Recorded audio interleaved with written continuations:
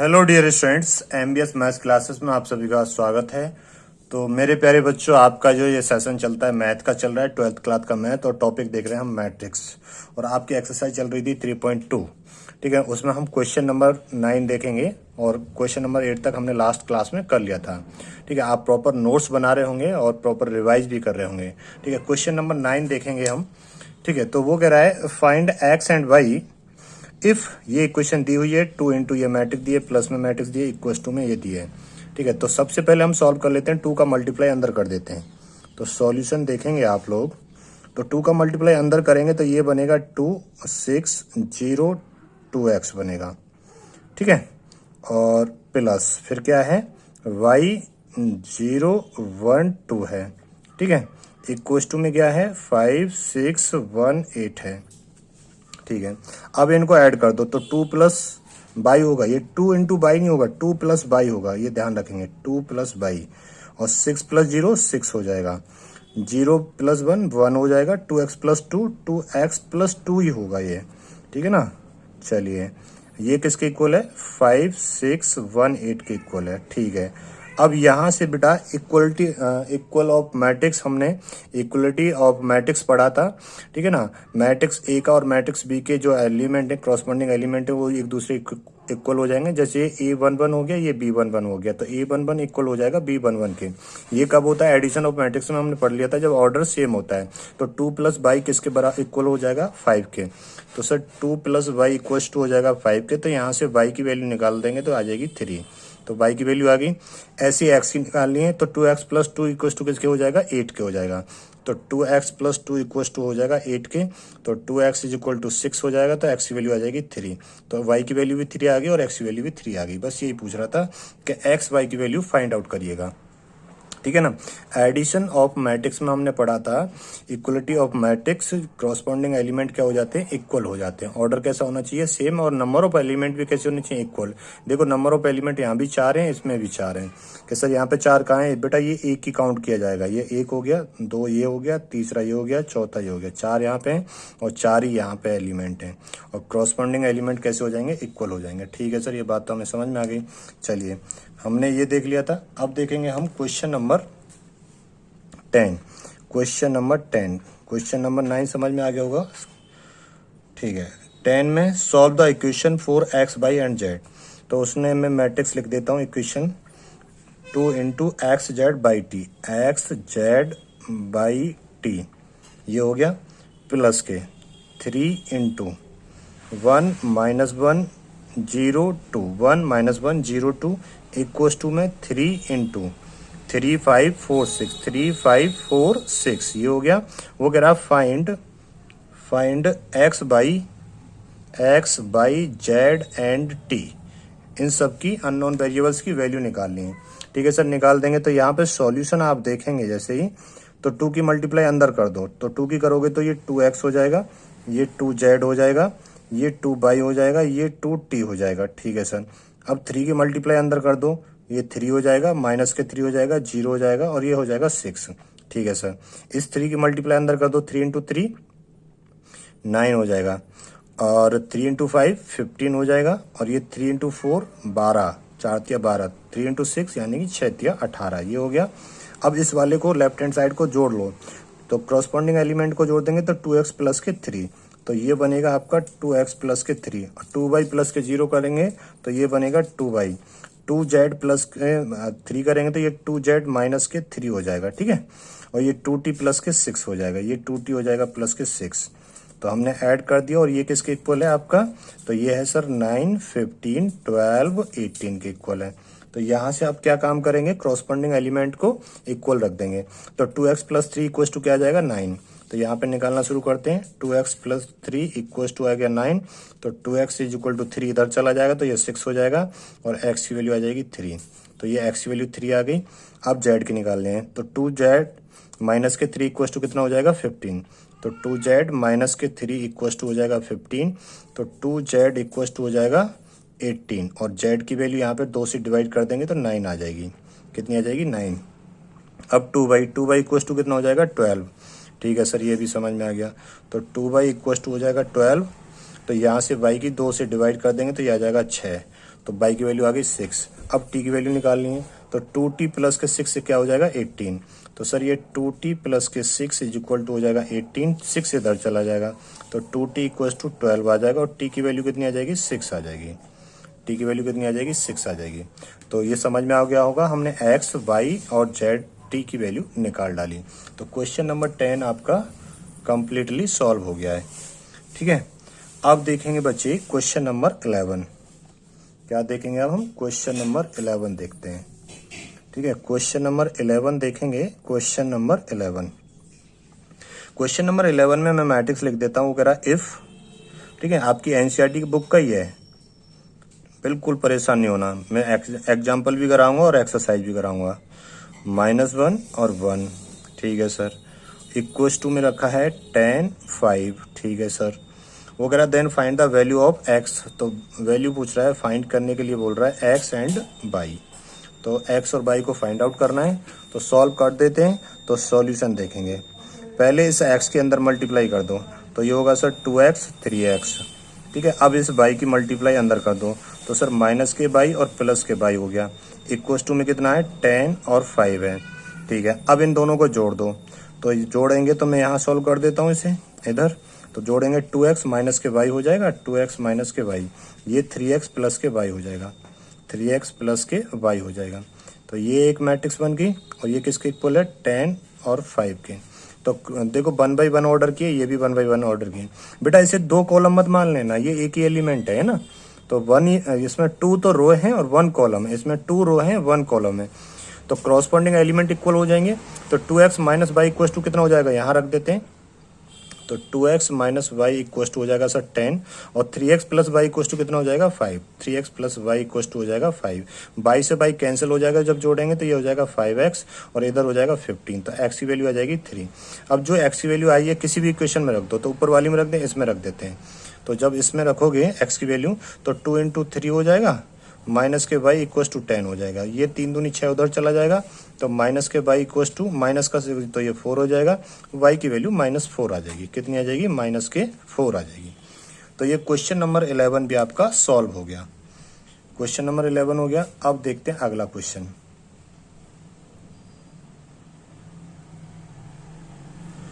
तो question number 12 देखते हैं। क्या देखते हैं हम, क्वेश्चन नंबर 12 देखते हैं।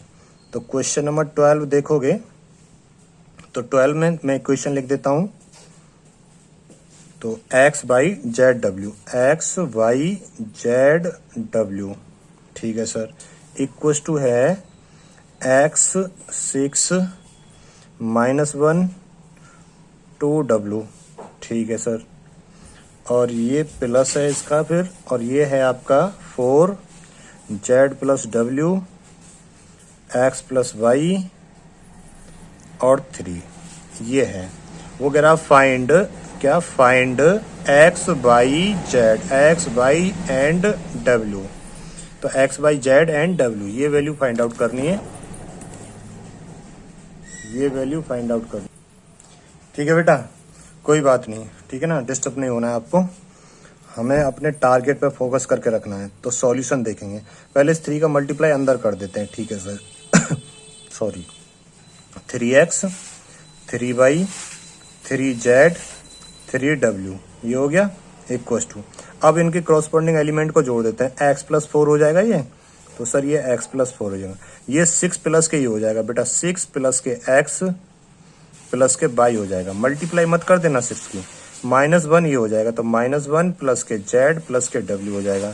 इसे इसमें जोड़ेंगे तो ये 2w प्लस के 3 हो जाएगा, ठीक है सर। अब देखो इसमें भी 2 रो 2 कॉलम, 2 रो इस 2 कॉलम। अब क्रॉसपोंडिंग एलिमेंट को इक्वल रख दो, तो 3x इक्वल टू क्या आ जाएगा, ये आ जाएगा। तो यहाँ पे सॉल्व कर दूं, तो ये आएगा 3x equal to x plus के 4, x इधर आ जाएगा, तो 2x इक्वल टू 4। तो x की वैल्यू कितनी आ जाएगी, 2 आ जाएगी, क्योंकि 4 को 2 से डिवाइड कर देंगे, ठीक है सर। एक तो x की वैल्यू तो निकाल दी हमने, अब y की वैल्यू निकाल देते हैं। y की वैल्यू निकालें तो पहले इसकी निकाल देते हैं, w की ना, y की निकाल दो सर, x की तो है हमारे। 3y इक्वल टू ये आ जाएगा, तो 3y इज इक्वल टू ये आएगा 6 प्लस के x प्लस के y। तो यहाँ से ये y इधर आ जाएगा, तो 2y हो जाएगा इक्वल टू 6 प्लस के x। x की वैल्यू कितनी आ गई 2, तो यहाँ पे रख देंगे 2। तो 2y=8 आ जाएगा, तो y की वैल्यू कितनी आ जाएगी 4। ये बेटा कंफ्यूज मत होना कि x की वैल्यू सर ये यहाँ से 2, बेटा ये x वैल्यू निकाल ली ना हमने 2, तो यहाँ से x वैल्यू 2, ये x वैल्यू 2 रख दी हमने यहाँ पे। ठीक है सर, y की वैल्यू आ गई। अब हम निकाल देते हैं w की वैल्यू, तो 3w=2, इसके इक्वल हो जाएगा तो 2w प्लस के 3, तो ये इधर आएगा तो w की वैल्यू आ जाएगी 3। ठीक है सर, ये तो बड़ा सिंपल है। हाँ, अब निकालते हैं z की, तो 3z=, ये आएगा, तो 3z=- माइनस के 1 प्लस के z प्लस के w आएगा। तो यहाँ से z इधर आएगा तो ये आ जाएगा 2z=- माइनस के 1 और ये बचेगा w की वैल्यू हमने 3 निकाल दी, तो प्लस के 3 रख देंगे, तो 2z=2 आएगा, तो z की वैल्यू आ जाएगी 1। बस ये सॉल्व हो गया। तो हमने x, y, w और z चारों की वैल्यू निकाल दी। तो ये क्वेश्चन नंबर आपका 12 कंप्लीट हो गया। तो हमने क्वेश्चन नंबर 12 तक कंप्लीट कर लिए चीज़ें। ठीक है ना। चलिए अब देखते हैं बच्चे क्वेश्चन नंबर 13। क्या देखते हैं? क्वेश्चन नंबर 13 देखते हैं। तो क्वेश्चन नंबर 13 देखोगे। ठीक है सर, क्वेश्चन नंबर 13। तो क्वेश्चन नंबर 13 देखते हैं। ठीक है, क्वेश्चन नंबर 13 में f(x) दिया है, एक फंक्शन दिया है, मैट्रिक्स दिया है f(x) = cos x माइनस के sin x और 0, sin x cos x 0, और ये दिए 0 0 1 दिए। ठीक है सर, वो कह रहा है सो दैट करना है आपको, so that f(x) into fy f(x + y)। बेटा अगर कोई डाउट आता है किसी बच्चे का तो कमेंट बॉक्स में बता देंगे, तो वो मैं अगली क्लास में क्लियर कर दूंगा। ठीक है ना। अब ये आपको सो दैट करना है। ठीक है सर, कर देंगे, कोई दिक्कत नहीं है। अब देखिए यहाँ पे आप ध्यान से, तो f(x) ये है बेटा। एक बात थोड़ी सी आपको ये समझनी होगी। क्या सर? जैसे मैं कहूँ बेटा यहाँ पे ये f(x) = मैंने कहा यहाँ पे x² प्लस के 2x है, ऐसे दिया मैंने। ठीक है ना, क्या दिया? 2x दिया। अब मैं अगर x की वैल्यू 1 रखूंगा तो ये f1 हो जाएगा, 1 यहाँ भी रख दूंगा तो 1 का स्क्वायर प्लस के 2 × 1, तो 2 और 1 3 हो जाएगा। यही चलता रहेगा, ऐसे ही चलता है। 2 रखूंगा तो ये f2 हो जाएगा, 2 का स्क्वायर प्लस के 2 × 2 हो जाएगा। 3 रखूंगा तो f3 = 3 का स्क्वायर प्लस के 2 × 3 हो जाएगा। तो यही कहानी चलती रहेगी। अब सॉल्यूशन देखते हैं दोस्त। क्या देखते हैं? सॉल्यूशन देखते हैं। f(x) तो है ही यहाँ पे। ठीक है ना, f(x) है तो मैं x की जगह y रख देता हूँ यहाँ पे। ठीक है सर, y रखो तो यहाँ पे क्या चेंज आएगा, तो x की जगह पे यहाँ पे सब जगह y हो जाएगा, तो ये हो जाएगा cos y माइनस के sin y और 0, और ये sin y और ये cos y 0 0 0 1 हो जाएगा। बस ये आ गया सर, बड़ा सिंपल है ये तो। हाँ बेटा सिंपल है। ठीक है, अब यहाँ पे f(x) इंटू fy का मल्टीप्लाई करना है, तो f(x) इंटू fy का मल्टीप्लाई करना है, तो कर देते हैं। तो cos x है माइनस के sin x है, 0 है, ये sin x है, ये cos x है, ये 0 है, 0 0 1 है। अब इसके साथ किसकी मल्टीप्लाई करनी है? इसकी cos y है माइनस के sin y है, ये 0 है, और ये क्या है? sin y है, cos y है, 0 है, और 0 0 और ये 1 है। अब इनका मल्टीप्लाई कर देंगे। ऑर्डर तो देखो 3 × 3 का, इसका भी 3 × 3 का है, तो ऑर्डर कर देंगे। तो नई मैट्रिक्स किस ऑर्डर की आएगी बोलो जल्दी।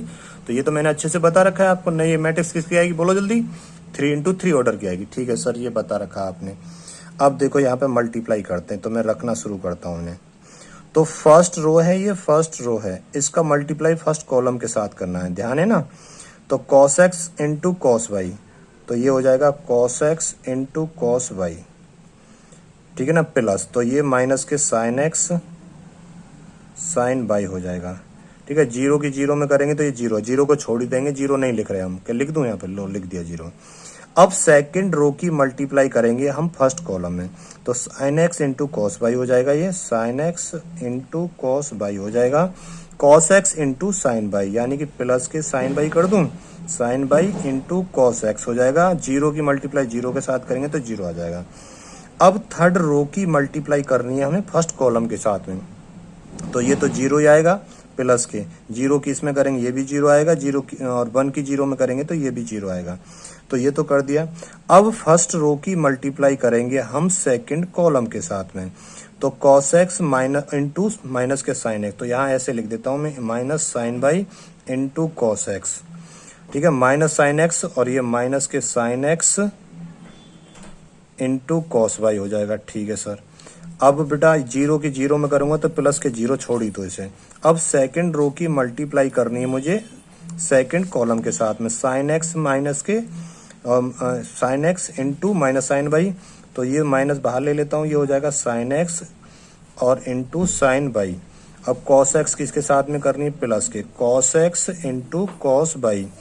अब जीरो में करेंगे तो ये जीरो ही आएगा तो जीरो को छोड़ ही दो। अब थर्ड रो की मल्टीप्लाई करेंगे सेकंड कॉलम, जीरो की मल्टीप्लाई इसमें करेंगे तो जीरो आएगा, इस जीरो की इसमें मल्टीप्लाई करेंगे तो ये भी जीरो आएगा, वन की मल्टीप्लाई जीरो में करेंगे तो ये भी जीरो आएगा। अब बच्चे हम फर्स्ट रो की मल्टीप्लाई करेंगे किसके साथ में, थर्ड कॉलम के साथ में, कॉस एक्स की जीरो के साथ करूंगा तो जीरो आएगा, साइन एक्स की जीरो के साथ में करूंगा तो ये भी जीरो आएगा, जीरो की वन के साथ में करूंगा तो ये भी जीरो आएगा। अब सेकंड रो की मल्टीप्लाई करनी है हमें, सेकंड रो की मल्टीप्लाई करनी है हमें, थर्ड कॉलम के साथ कर रहे थे ना, तो साइन एक्स की जीरो में करूंगा तो ये जीरो आएगा, मतलब अब तो ये कॉस एक्स की जीरो में, तो जीरो की वन में तो ये भी जीरो और ये तो जीरो आएगा ही। अब यहाँ पे जीरो की मल्टीप्लाई जीरो में करूंगा तो जीरो आएगा, जीरो की मल्टीप्लाई जीरो में करूंगा जीरो आएगा, वन की मल्टीप्लाई वन में करूंगा तो ये वन आएगा, ये ध्यान रखना। ठीक है सर, ये समझ में आ गया, ये बात क्लियर होगी बेटा। अब ये बन गया sign x into cos by minus के साइन एक्स साइन बाई। अब एक बात बताओ, आपको ये फॉर्मूले तो पता ही है, मैंने लिखाए थे आपको, तो यहाँ पे मैं लिख देता हूँ।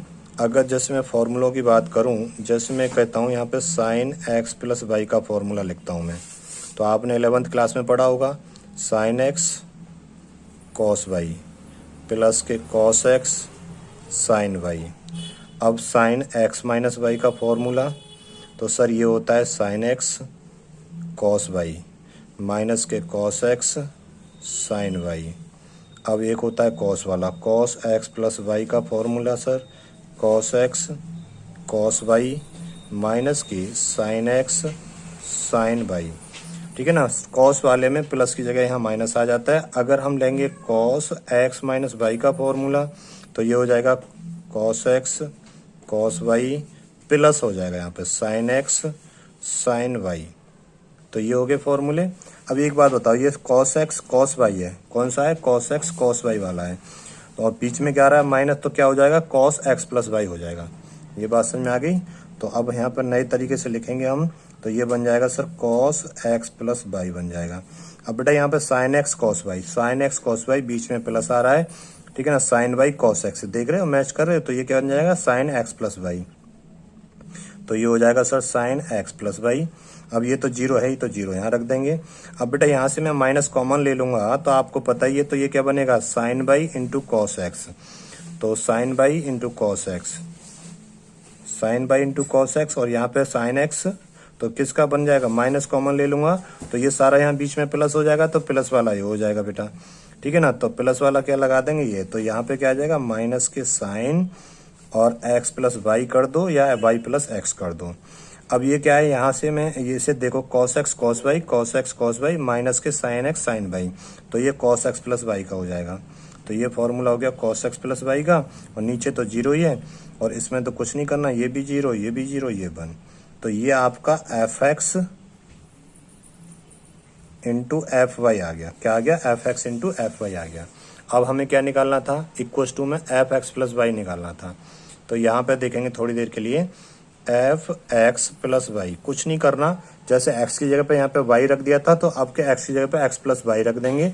तो यहाँ पे देखेंगे आप, तो कॉस एक्स प्लस वाई हो जाएगा, कॉस एक्स प्लस वाई हो जाएगा, यहाँ पे साइन एक्स प्लस वाई हो जाएगा, साइन एक्स प्लस वाई हो जाएगा, यहाँ पे जीरो ही हो जाएगा, यहाँ पे माइनस के sine minus sine x plus y हो जाएगा। ठीक है सर, समझ गए ये बात भी। यहाँ पे कॉस एक्स प्लस वाई हो जाएगा। ठीक है सर, ये बात भी समझ गए। और नीचे क्या है जीरो, और यहाँ पे क्या है, ये जीरो है, तो ये जीरो ही आ जाएगा, ये भी जीरो ये वन। अब एक बात बताओ, ये वाली चीज ये इसके बराबर आ गई नहीं आ गई, देखो यहाँ पे कॉस एक्स प्लस वाई था, यहाँ भी कॉस एक्स प्लस वाई है, यहाँ पे minus sine x plus y है, यहाँ भी minus sine x plus y है, यहाँ जीरो यहाँ भी जीरो है, यहाँ पे साइन एक्स प्लस वाई है, यहाँ भी साइन एक्स प्लस वाई है, यहाँ पे पे cos x प्लस वाई है, यहाँ भी cos x प्लस वाई है, ये 0 है, ये भी 0 है, यहाँ 0 0 1, यहाँ भी 0 0 1। तो हमने कर दिया बेटा so that f x into F y equals to f x plus y, ये हमने प्रूव कर दिया। ये बात समझ में आ गई? ठीक है सर, ये समझ में आ गई। अच्छा क्वेश्चन था, समझ में आ गया होगा। ठीक है, अब क्वेश्चन नंबर चलेंगे हम 14 पे। किस पे चलेंगे? क्वेश्चन नंबर 14 पे चलेंगे। ठीक है, इसे नोट करो फटाफट, फिर आगे बढ़ते हैं। तो बेटा क्वेश्चन नंबर 14 पे देखेंगे। तो क्वेश्चन नंबर 14 में कह रहा है सो दैट, इसके पहले पार्ट को देखते हैं। क्वेश्चन नंबर 14 के पहले पार्ट को देखते हैं। तो पहले पार्ट में क्या किया है उसने? 5 -1 6 7 ये है, और इनटू में क्या है बेटा? 2 1 3 4 3 4 ये है, और इक्वल नॉट क्या कह रहा है वो? 2 1 3 4। ठीक है, और इनटू में क्या है? 5 -1 6 7 ये है। वो कह रहा है इसे सो दैट करके बताओ। ठीक है, सो दैट कर देंगे बच्चे। यहाँ पे सिंपल सा है, एक काम करो, इसका मल्टीप्लाई करो, इसका मल्टीप्लाई करो। जब मल्टीप्लाई करेंगे, अब देखो सेम ऑर्डर किए, ठीक है सर, कोई दिक्कत नहीं है। तो पहले LHS को देख लेते हैं, फिर देख लेंगे RHS को। ठीक है ना? तो यहाँ पे देखो, तो फर्स्ट रो का मल्टीप्लाई किसके साथ करेंगे? फर्स्ट कॉलम के साथ में। 5 × 2 10 हो गया सर, और माइनस के 1 × 3 तो माइनस के 3 हो गया। ठीक, अब सेकंड रो का मल्टीप्लाई फर्स्ट कॉलम का, 6 × 2 12 हो गया सर, 7 × 3 21 हो गया। अब फर्स्ट रो का मल्टीप्लाई सेकंड कॉलम के साथ करेंगे, 5 × 1 5 हो गया, -1 × 4 माइनस के 4 हो गया। अब सेकंड रो का मल्टीप्लाई सेकंड कॉलम के साथ, 6 × 1 6 हो जाएगा, और प्लस के 7 × 4 28 हो जाएगा। एक तो ये आ गया। अब इसे सॉल्व कर दो थोड़ा सा।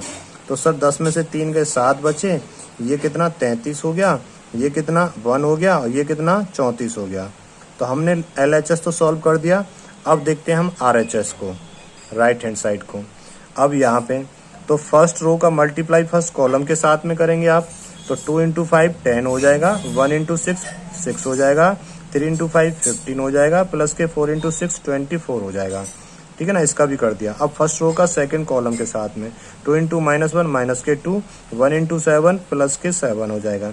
अब सेकंड रो का सेकंड कॉलम के साथ में 3 × -1 माइनस के 3, और प्लस के 4 × 7 28 हो गया। अब इसे सॉल्व कर लो। 10 और 6 कितना आ गया? 16। ये कितना आ गया? 39।